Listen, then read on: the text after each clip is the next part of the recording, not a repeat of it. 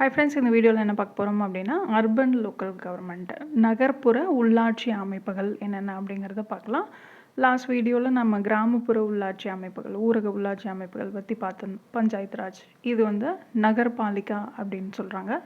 அதை பற்றின இன்ஃபர்மேஷன் பார்க்கலாம். அடுத்து தமிழ்நாடு பஞ்சாயத்து ராஜ் ஆக்ட் பார்க்கலாம். ஸோ இதுக்கான ஹிஸ்டாரிக்கல் பேக்ரவுண்ட் அப்படின்னு பார்த்தீங்கன்னா, இந்தியாவுடைய முதல் மாநகராட்சி சென்னை மாநகராட்சி தான். 1688 அமைக்கப்பட்டிருக்கும். சென்னை மாநகராட்சி இந்த கட்டடம் பார்க்குறீங்களா, அந்த கட்டடத்துடைய பெயர் ரிப்பன் கட்டடம். சரிங்களா? இப்போ பெருநகர சென்னை மாநகராட்சி, கிரேட்டர் சென்னை கார்ப்பரேஷன் அப்படின்னு சொல்லுவாங்க. அதுக்கப்புறம் தான் பார்த்தீங்கன்னா பாம்பே, கல்கத்தா இந்த பகுதிகளில் நகர்ப்புற உள்ளாட்சி அமைப்புகள் அமைக்கப்படுது. அதுக்கப்புறம் ரிப்பன் பிரபு தீர்மானம் 1882 தல சுயாட்சி தீர்மானம்னு சொல்லுவாங்க. ஸோ உள்ளாட்சி அமைப்புகளுடைய மகா சாசனம் அப்படின்னா இந்த தல சுயாட்சி தீர்மானத்தை சொல்லுவாங்க. அப்புறம் 1935 இந்திய அரசு சட்டமும் உள்ளாட்சி அமைப்புகள் அமைக்கிறதுக்கு வழிவகை செஞ்சதுன்னு பார்த்தோம் இல்லையா. அதில் இந்த உள்ளாட்சி அமைப்புகளை எங்கே கொண்டு வராங்க அப்படின்னா மாநில பட்டியலுக்கு மாற்றிருப்பாங்க 1935 இந்திய அரசு சட்டத்தில். அடுத்ததாக 74வது அரசியலமைப்பு திருத்த சட்டம் 1992. ஸோ பஞ்சாயத்து ராஜ் அப்படிங்கும்போது 73, நகர்பாலிகா அப்படின்னு எடுத்துட்டிங்கன்னா 74வது அரசியலமைப்பு திருத்த சட்டம். ராஜீவ்காந்தி கவர்மெண்ட் 1989 65வது அரசியலமைப்பு திருத்த மசோதாவை மக்களவையில் அறிமுகம் செய்கிறாங்க. அதாவது இது நகராட்சிகளுக்கான மசோதா. 64 அப்படின்னா பஞ்சாயத்து ராஜ், 65வது அரசியலமைப்பு திருத்த மசோதானா நகர்பாலிகா மசோதா. அப்புறம் அது மக்களவையிலையும் நிறைவேற்றப்படுது, ஆனால் மாநிலங்களவையில் தோல்வி அடையுது. அதுக்கப்புறம் பார்த்தீங்கன்னா விபி சிங் அரசு 1990 திருத்தப்பட்ட நகர்பாலிகா மசோதா அப்படின்னு சொல்லி கொண்டு வராங்க. அவங்களுடைய ஆட்சி கவிழ்க்கப்பட்டதுனால மசோதா லாப்ஸ் ஆகுது. அப்புறம் பிவி நரசிம்மராவ் அரசு தான் செப்டம்பர் 1991 74வது அரசியலமைப்பு திருத்த சட்டத்தையும் கொண்டு வராங்க. மாற்றி அமைக்கப்பட்ட நகராட்சிகள் மசோதா அப்படின்னு சொல்லி மக்களவையில் அறிமுகம் பண்ணுறாங்க. அது எப்போ நடைமுறைக்கு வருது அப்படின்னு பார்த்தோம்னா 1993 ஜூன் 1 ஞாபகம் வச்சுக்கணும். பஞ்சாயத்து ராஜ் ஏப்ரல் 24 1993 நடைமுறைக்கு வந்தது. அதுதான் தேசிய பஞ்சாயத்து தினமாக கொண்டாடுறோம்.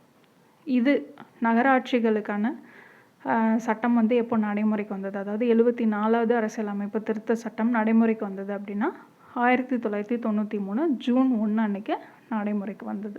ஓகே, இந்த 74வது திருத்த சட்டம் என்னெல்லாம் ஆட் பண்ணுச்சு கான்ஸ்டியூஷனில் அப்படின்னு பார்த்தோன்னா, பகுதி 9A டாப்பிக்கே பார்த்தீங்க அப்படின்னா முனிசிபாலிட்டிஸ், அந்த டாபிக் கீழே, அதாவது நகர்பாலிகா அப்படின்னு சொல்லி. ஸோ முனிசிபாலிட்டிஸ் அப்படின்னா நகராட்சியில் நகர்ப்புற உள்ளாட்சி அமைப்புகள் எல்லாமே முனிசிபாலிட்டிஸ்ன்னு தான் சொல்லுவாங்க.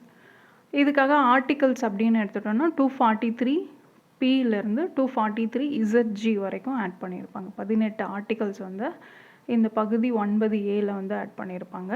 12வது அட்டவணை கான்ஸ்டியூஷனில் சேர்க்கப்படுது. அதில் பார்த்தீங்க அப்படின்னா 18 சப்ஜெக்ட்ஸ், அதாவது நகராட்சிகள் செய்ய வேண்டிய பணிகள், அவங்களுக்கான அதிகாரங்கள் என்னென்ன அப்படிங்கிற 18 துறை பொருண்மைகள் 12வது அட்டவணையில் சேர்க்கப்படுது. இந்த சட்டம் 1993 ஜூன் 1 நடைமுறைக்கு வருது.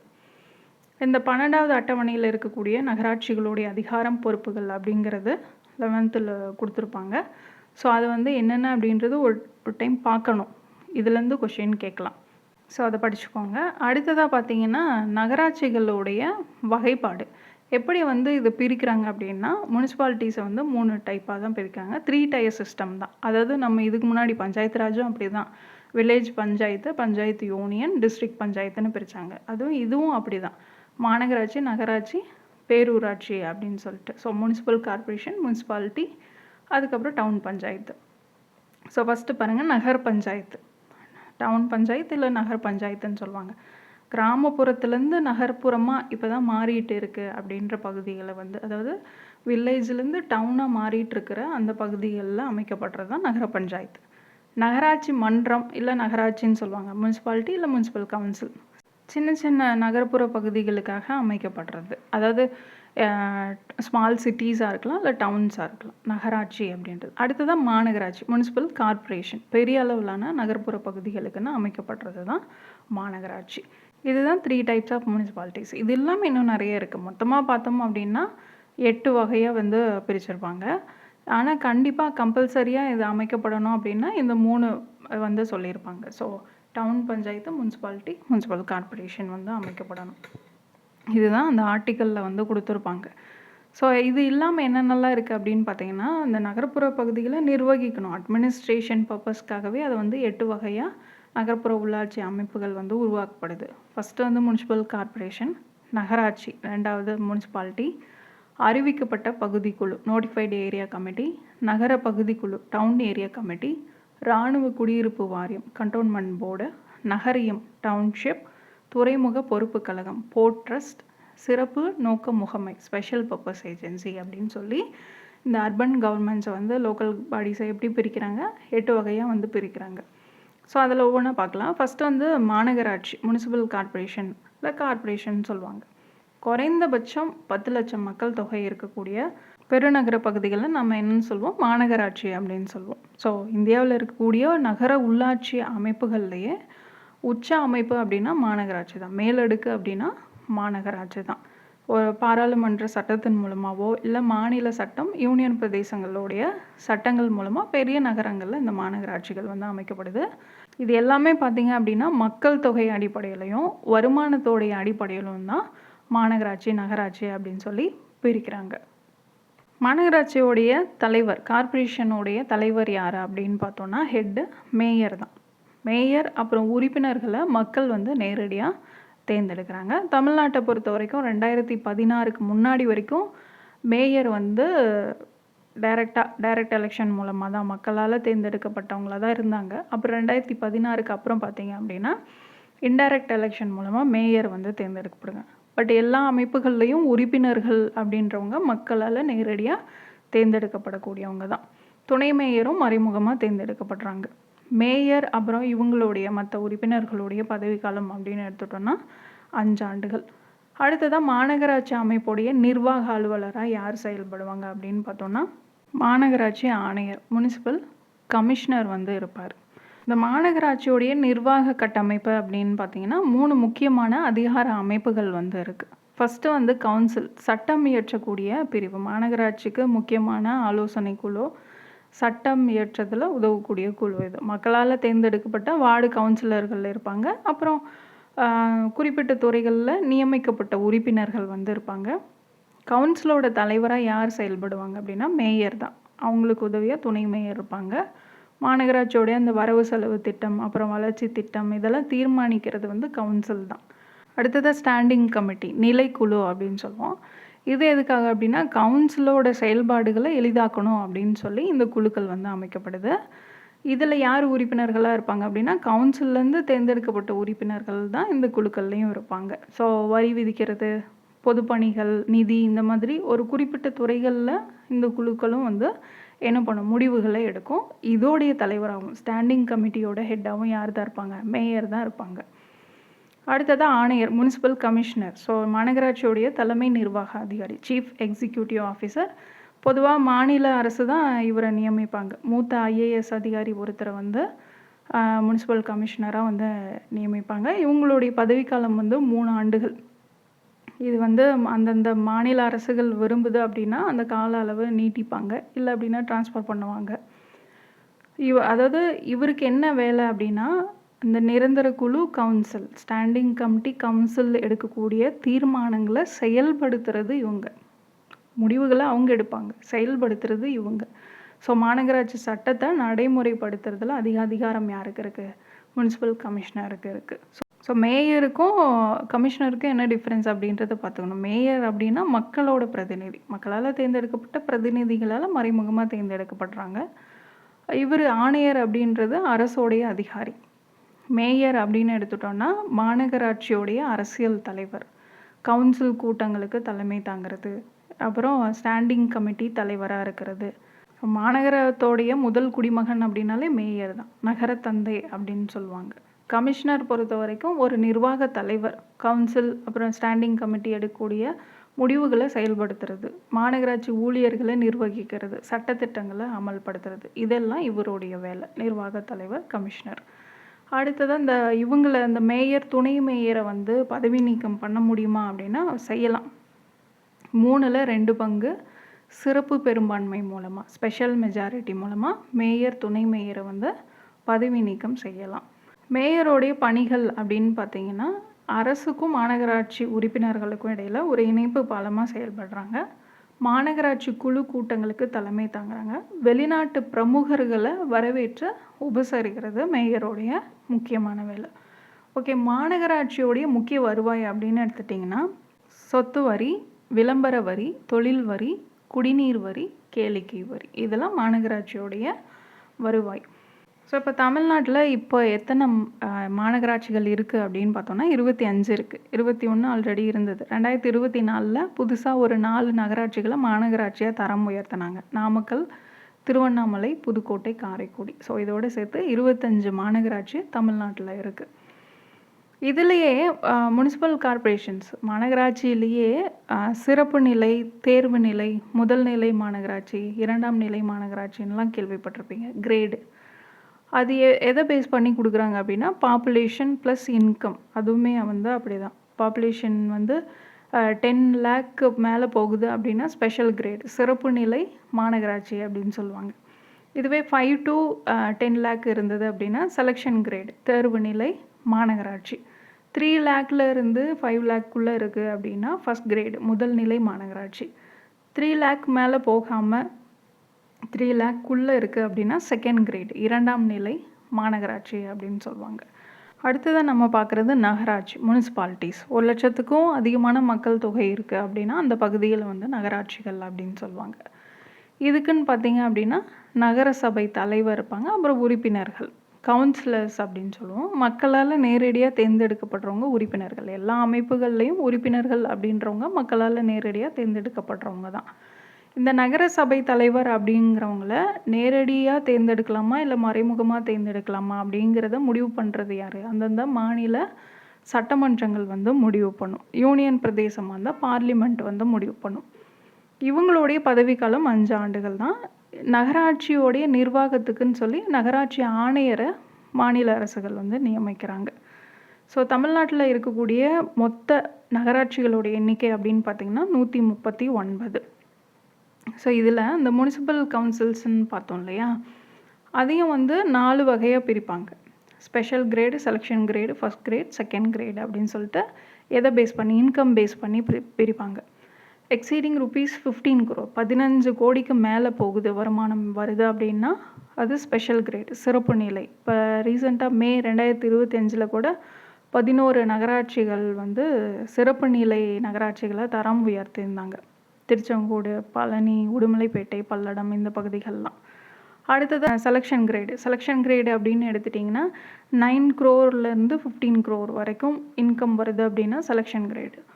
அடுத்தது 6 crore to 9 crore வரைக்கும் இன்கம் இருக்குது அப்படின்னா ஃபஸ்ட் கிரேடு, முதல் நிலை நகராட்சி அப்படின்னு சொல்லுவாங்க.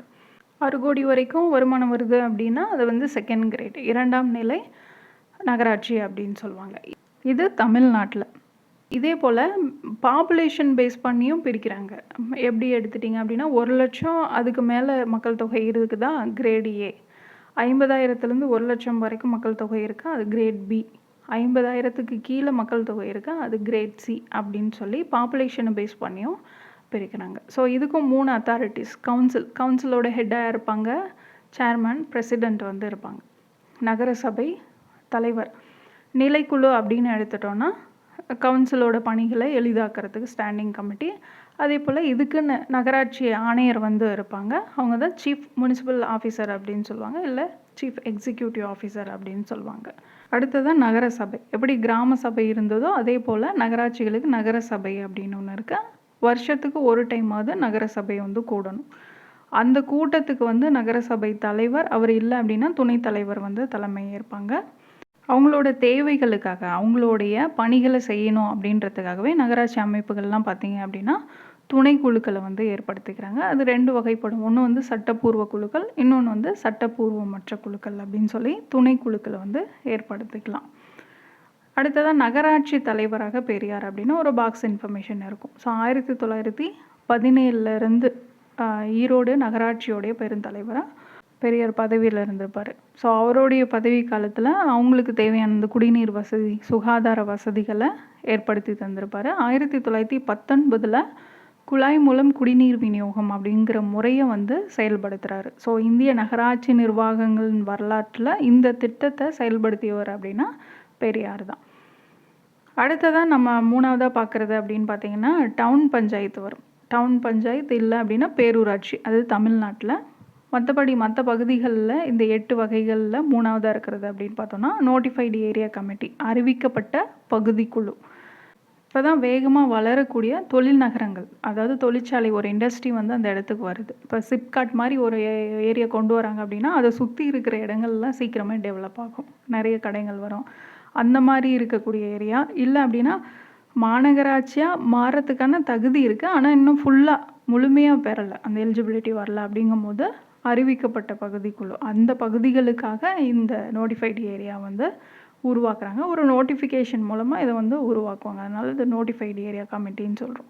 அடுத்ததாக டவுன் ஏரியா கமிட்டி, நகர பகுதிகளுக்கு நகர பகுதி குழு, சின்ன சின்ன நகரங்களுடைய நிர்வாகத்துக்காக இது வந்து அமைக்கிறாங்க. வடிகால் அமைக்கிறது, தெருவிளக்குகள் போடுறது, இந்த பணிகளை மட்டும் மேற்கொள்வாங்க. அடுத்ததாக இராணுவ குடியிருப்பு வாரியம், கண்டோன்மெண்ட் போர்டு. இது வந்து பாளைய வாரிய சட்டம் 1924 படி அமைக்கப்பட்டிருந்திருக்கும். ஸோ இராணுவ பகுதி, மிலிட்ரி ஏரியாஸ்லாம் இருக்கு இல்லையா, ஸோ அந்த மக்களுக்காக மத்திய பாதுகாப்பு அமைச்சகத்தின் கீழே செயல்படுது. இது ஒன்று மட்டும்தான் central government, ministry of defence கீழே வரும். மற்றது எல்லாமே யாருடைய கண்ட்ரோலுக்கு கீழே வரும், ஸ்டேட் கவர்மெண்ட் கீழே தான் வரும். ஸோ இராணுவ குடியிருப்பு அந்த பகுதியில் இருக்கக்கூடிய மக்களுக்காக செயல்படுறதுக்காக இராணுவ குடியிருப்பு வாரியம், கண்டோன்மெண்ட் போர்டு வந்து அமைக்கப்படுது. அடுத்ததாக நகரியம், டவுன்ஷிப் அப்படின்னு எடுத்துட்டோன்னா பொதுத்துறை நிறுவனங்கள் அவங்களோட ஊழியர்களுக்குன்னு குடியிருப்புகள் உருவாக்கியிருப்பாங்க இல்லையா, அங்கே அடிப்படை வசதிகளை செய்யணும் அப்படின்றதுக்காகவே இந்த நகரியம் அப்படின்னு சொல்லி அமைக்கப்படுது.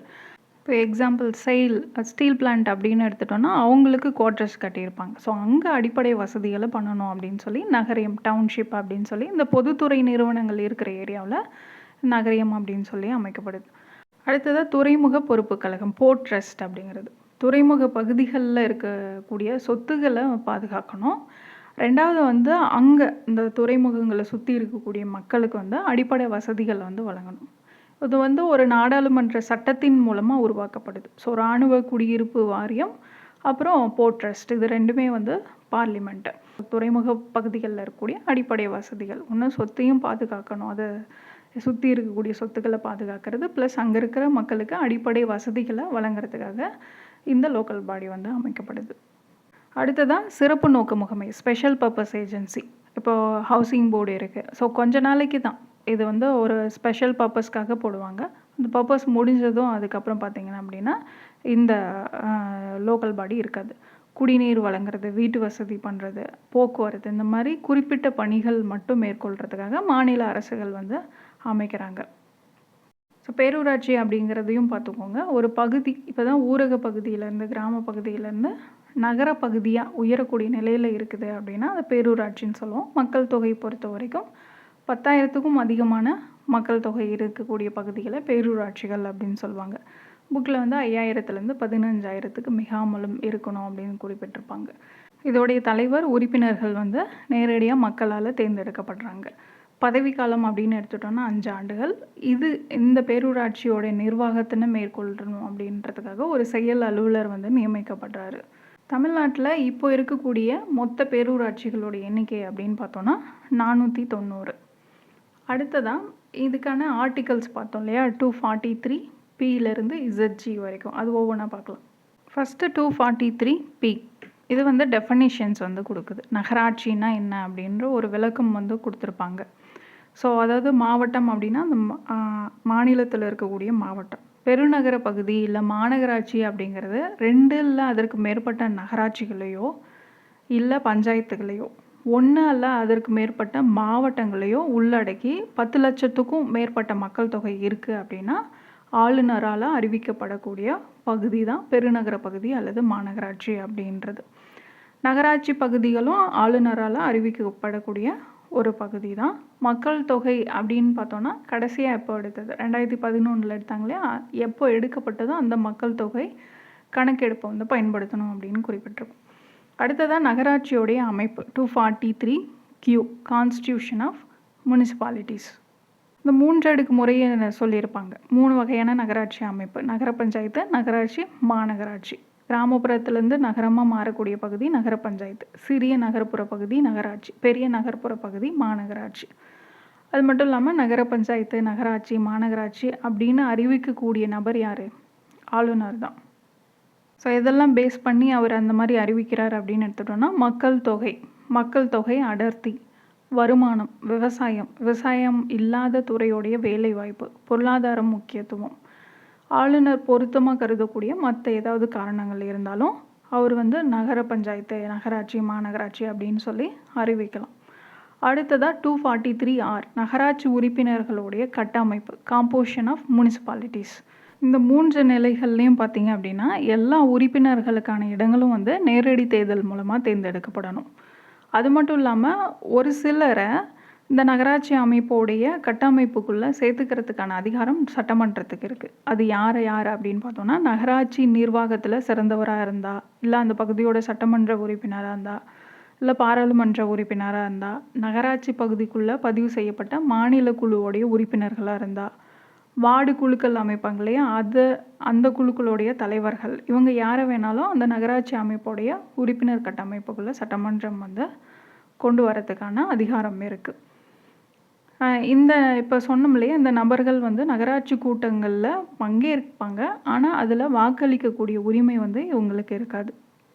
ஸோ நகராட்சி தலைவரை எப்படி தேர்ந்தெடுக்கலாம் அப்படிங்கிறத மாநில சட்டமன்றம் வந்து தீர்மானிக்கலாம். ஸோ நல்லா ஞாபகம், மக்களால் நேரடியாக தேர்ந்தெடுக்கப்படுறாங்கன்னு புக்கில் இருக்கும். ஆனால் அது எப்படி தேர்ந்தெடுக்கணும் அப்படிங்கிறத மாநில சட்டமன்றம் வந்து தீர்மானிக்கும். உறுப்பினர்கள் எல்லாம் மக்களால் நேரடி தேர்தல் மூலமாக தேர்ந்தெடுக்கப்படுறவங்க தான். தலைவர் வந்து அந்தந்த மாநில சட்டமன்றங்கள் வந்து தீர்மானிக்கும். அடுத்ததான் ஆர்டிகல் 243S வார்டு குழு, constitution composition of ward committees. அதை பற்றி சொல்லக்கூடியதான். 3 லட்சம் இல்லை அதுக்கு மேற்பட்ட மக்கள் தொகை இருக்கக்கூடிய ஒரு நகராட்சி உள்ள எல்லைக்கு 1 அல்லது அதுக்கு மேற்பட்ட வார்டுகளை இணைத்து வார்டு குழுக்கள் வந்து ஏற்படுத்துகிறாங்க.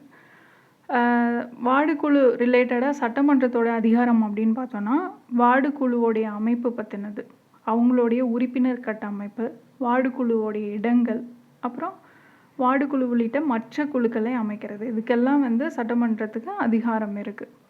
இப்போ ஒரு வார்டு குழுவில் ஒரே ஒரு வார்டு மட்டும்தான் இருக்குது அப்படின்னா, அந்த வார்டோடைய உறுப்பினர் தான் அந்த குழுவோடைய தலைவராக இருப்பார். இல்லை 2 அல்லது அதுக்கு மேற்பட்ட வார்டுகள் இருக்குது அப்படின்னா, அதில் உறுப்பினர்கள் வந்து ஒருத்தரை வார்டு குழுவோட தலைவராக தேர்ந்தெடுக்கணும்.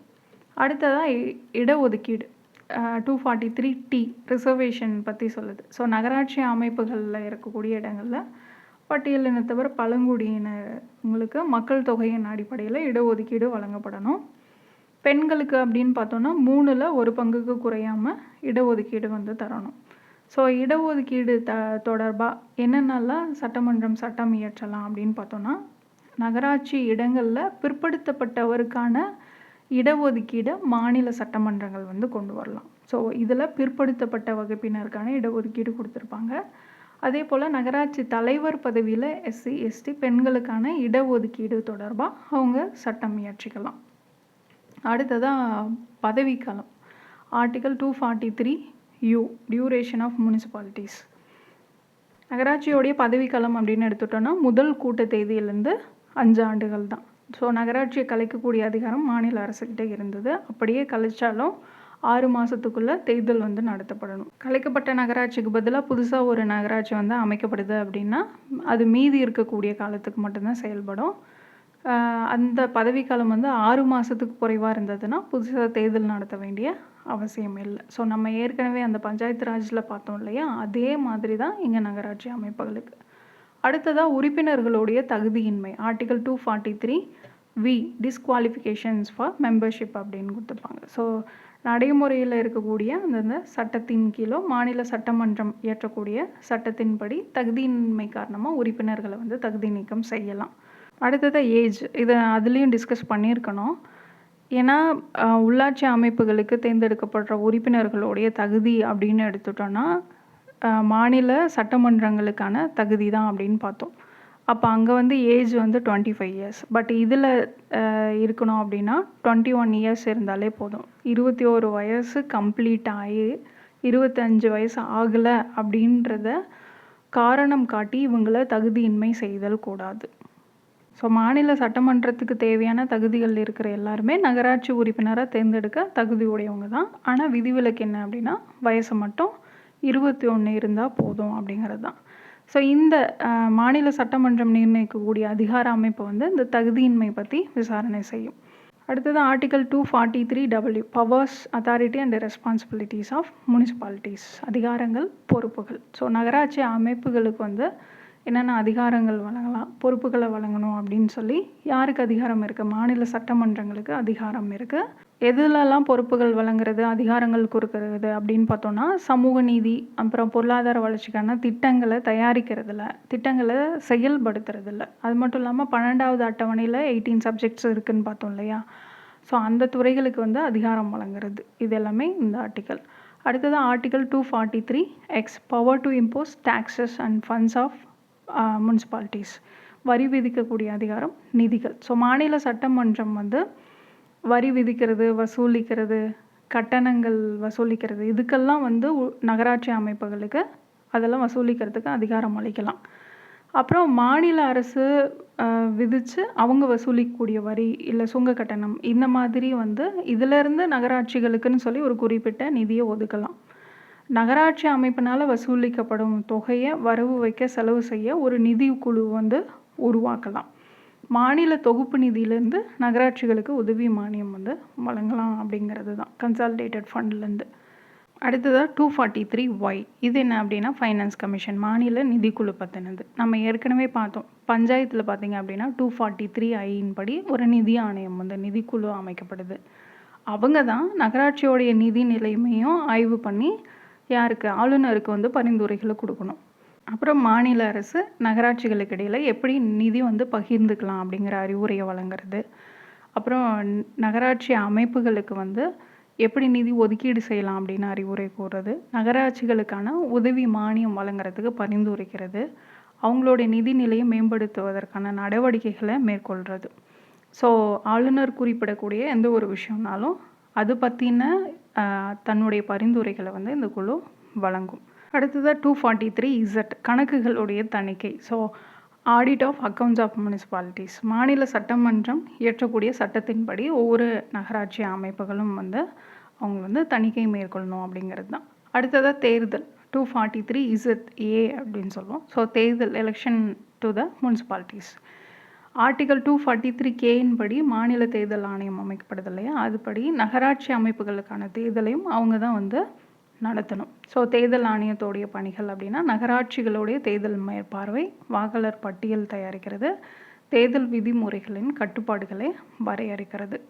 ஸோ நகராட்சி தேர்தல் தொடர்பான சட்டங்களை இயற்றக்கூடிய அதிகாரம் மாநில சட்டசபைக்கு இருக்குது. அடுத்தது யூனியன் பிரதேசங்களுக்கான நகராட்சி தன்மை article 243ZB application to union territories. Union பிரதேசங்களுக்கு பொருந்துகிற வகையில் விதிமுறைகளை யார் கொடுப்பா? குடியரசுத் தலைவர். அது மட்டும் இல்லாமல் இந்த விதிமுறைகளை நடைமுறைப்படுத்துறது குடியரசுத் தலைவனால் நியமிக்கப்பட்ட துணைநிலை ஆளுநரோ இல்லை நிர்வாகிகளோ. அடுத்ததாக 243ZC part not to apply to certain areas சில ஆட்சி பகுதிகளுக்கு பொருந்தாதது. ஸோ இந்த நகராட்சி அமைப்பு முறை அப்படிங்கிறது சில இடங்களுக்கு வந்து பொருந்தாது. எது எது அப்படின்னு பார்த்தோன்னா அஸ்ஸாம், மேகாலயா, திரிபுரா, மிசோரம் இந்த மாநிலங்களில் இருக்கக்கூடிய பகுதிகளுக்கு பொருந்தாது. மேற்குவங்க மாநிலத்தில் இருக்கக்கூடிய டார்ஜிலிங் மாவட்டத்துடைய மலைப்பகுதியில் டார்ஜிலிங், கோர்கா இந்த இடங்களுக்கும் பொருந்தாது. அடுத்ததாக article ZD committee for district planning மாவட்ட திட்டக்குழு. ஸோ ஒவ்வொரு மாவட்டத்துலேயும் மாவட்ட அளவில் ஒரு திட்டக்குழு, மாவட்ட திட்டக்குழு வந்து இருக்கணும். அந்த மாவட்டத்தில் இருக்கக்கூடிய பஞ்சாயத்து அமைப்புகள், நகராட்சி அமைப்புகள்லாம் வளர்ச்சி திட்டம் மாதிரி வந்து தயார் பண்ணியிருப்பாங்க இல்லையா? அதெல்லாம் ஒருங்கிணைக்கிற வேலையை இந்த மாவட்ட திட்டக்குழு பண்ணும். இந்த மாதிரியை யாருக்கு அனுப்பி வைக்கும்? மாநில திட்டக்குழுவுக்கு அனுப்பி வைக்கிறது இதோடைய கடமை. அது மட்டும் இல்லாமல் இந்த மாவட்ட திட்டக்குழுவோடைய கட்டமைப்பு எப்படி இருக்கணும், அதோடைய இடங்கள் வந்து எப்படி நிரப்பப்படணும் அப்படிங்கிறது முடிவு செய்யக்கூடிய அதிகாரம் யாருக்கு இருக்குது? மாநில சட்டமன்றத்துக்கு இருக்குது. இந்த குழுவில் 5/4 பங்குக்கு குறைவில்லாத உறுப்பினர்கள் 5ல் 4 பங்கு உறுப்பினர்கள் மாவட்ட திட்டக்குழுவோடைய உறுப்பினர்கள் வந்து பஞ்சாயத்து நகராட்சி உள்ளாட்சி அமைப்புகளுடைய தேர்ந்தெடுக்கப்பட்ட உறுப்பினர்களால் தேர்ந்தெடுக்கப்படுறாங்க. மாவட்ட திட்டக்குழுவோடைய தலைவராக யார் செயல்படுவாங்க அப்படின்னா மாவட்ட ஊராட்சி தலைவர், டிஸ்ட்ரிக்ட் பஞ்சாயத்து தலைவர். சென்னை தவிர மீதி இருக்கக்கூடிய ஒவ்வொரு மாவட்டத்துக்கும் பார்த்திங்கன்னா ஒரு மாவட்ட ஊராட்சி குழு வந்து அமைக்கப்பட்டிருக்கு. அடுத்ததாக பெருநகர திட்டக்குழு 243ZE committee for metropolitan planning. பெருநகர பகுதிகளோட மேம்பாட்டுக்குன்னு திட்டங்களை வரையறுக்கணும்.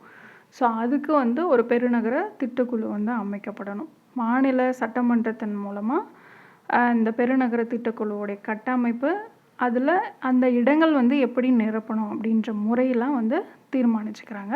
இதுலேயும் பார்த்திங்க அப்படின்னா 3ல் 2 பங்குக்கும் குறைவில்லாத உறுப்பினர்கள் வந்து நகராட்சி இருக்கு இல்லையா, நகராட்சியினால் தேர்ந்தெடுக்கப்பட்ட உறுப்பினர்கள் பெருநகர பகுதியில் இருக்கக்கூடிய பஞ்சாயத்து தலைவர்கள் அவங்களுக்குள்ள தேர்ந்தெடுத்துக்கலாம். 3ல் 2 பங்கு உறுப்பினர்கள் அந்த பெருநகர திட்டக்குழுவுக்கான உறுப்பினர்கள். இவங்களுடைய பணி என்ன அப்படின்னு பார்த்தோம்னா அந்த பகுதியில் இருக்கக்கூடிய பஞ்சாயத்து, அந்த பகுதியில் இருக்கக்கூடிய நகராட்சி அமைப்புகள் திட்டங்களை வந்து தயாரிச்சிருப்பாங்க. ஸோ அதை ஒருங்கிணைக்கக்கூடிய பணியை வந்து இந்த குழு செய்யும். இவங்களுடைய தலைவரை எப்படி தேர்ந்தெடுக்கலாம் அப்படிங்கிறதும் மாநில சட்டமன்றம் வந்து முடிவு பண்ணிக்குவாங்க. ஸோ இந்த குழு தயாரித்த வளர்ச்சி திட்டங்களை யாருக்கு அனுப்பி வைக்குது? ஆளுநருக்கு அனுப்பி வைக்கிறாங்க. அடுத்ததாக 243ZF ஏற்கனவே நடைமுறையில் இருக்கக்கூடிய சட்டங்களுடைய தொடர்ச்சி, continuance of existing laws and municipalities. 74வது சட்ட திருத்தம் அமலுக்கு வரத்துக்கு முன்னாடி மாநிலங்களில் நகராட்சி தொடர்பாக ஏதாவது சட்டங்கள் நடைமுறையில் இருந்தது அப்படின்னா தகுதி வாய்ந்த சட்டமன்றம் வந்து ரத்து செய்கிற வரைக்கும் தொடரும். அப்படி சட்டமன்றங்கள் ரத்து செய்யலை அப்படின்னா 74வது சட்ட திருத்தம் நடைமுறைக்கு வந்ததுலேருந்து 1 வருஷம் வரைக்கும் தான் அந்த சட்டங்கள் வந்து நடைமுறையில் இருக்கும். ஸோ இந்த திருத்தம் நடைமுறைக்கு வர்றதுக்கு முன்னாடி நடைமுறையில் உள்ள எல்லா நகராட்சி அமைப்புகளும் அதோட பதவிக்காலம் முடிகிற வரைக்கும் இருக்கலாம், இல்லை கலைக்கப்படலாம் அப்படிங்கிறது தான் இந்த ஆர்டிக்கல். அடுத்ததான் article 243ZG bar to interference by courts in electoral matters. So நீதிமன்றங்களுடைய தலையீடு நம்ம ஏற்கனவே பார்த்த மாதிரி தான். ஸோ நகராட்சி அமைப்புகளுடைய அந்த தொகுதி சீரமைப்பு தொடர்பான சட்டங்களுக்கு எதிராக நீதிமன்றங்கள் வந்து கேள்வி எழுப்ப முடியாது. அதே மாதிரி நகராட்சி தேர்தல் தொடர்பான விஷயங்களை வந்து நீதிமன்றத்திட்ட போய் கேட்க முடியாது. ஸோ இதுதான் ஆர்டிக்கல் 243ZG. ஸோ உள்ளாட்சி அமைப்புகள் அப்படின்னு எடுத்துட்டிங்கனாலே 243 to 243ZG வரைக்கும், 243 to O வரைக்கும் பஞ்சாயத்து, Pலேருந்து ZG வரைக்கும் முனிசிபாலிட்டிஸ். ஸோ இந்த நகர்ப்புற உள்ளாட்சிகள் அப்படின்னு எடுத்துட்டோன்னா இது வரைக்கும் இது தொடர்பாக 9 குழுக்கள் வந்து அமைச்சிருக்கிறாங்க. ஸோ அது என்னென்ன அப்படிங்கிறத இந்த டேபிளர் காலமில் பார்த்துக்கோங்க. ஸோ இவ்வளோ தான் நகர்ப்புற உள்ளாட்சி அமைப்புகள். அடுத்ததாக தமிழ்நாடு பஞ்சாயத்து ராஜ் சட்டம் பற்றி அடுத்த வீடியோவில் பார்க்கலாம். தேங்க்யூ.